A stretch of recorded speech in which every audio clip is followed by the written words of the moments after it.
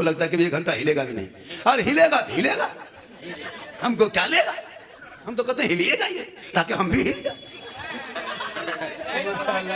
माँ बहू बेटियां भी बड़ी इंतजार में है, जितना था सब दे दिए, चंदा में दिया, अल्लाह का शुक्र है आपका पैसा बेहतरीन जगह में लग गया। आप मेरी माँ बहन है, अगर जब मस्जिद का काम होने लगे, बूढ़ी माँ से गुजारिश है, हाथ में अगर चांदी का 2-4 चूड़ी है, 2-2 चूड़ी निकाल करके मस्जिद में भेज देना, मौलाना साहब ये चूड़ी भेज के मेरे नाम का सीमेंट लगा दीजिए, हम कच्ची कब्र में जाएंगे, पक्की मस्जिद में लोग मोहल्ले में नमाज पढ़ेंगे, मेरी कब्रों में रहमत और नूर की बारिश होगी।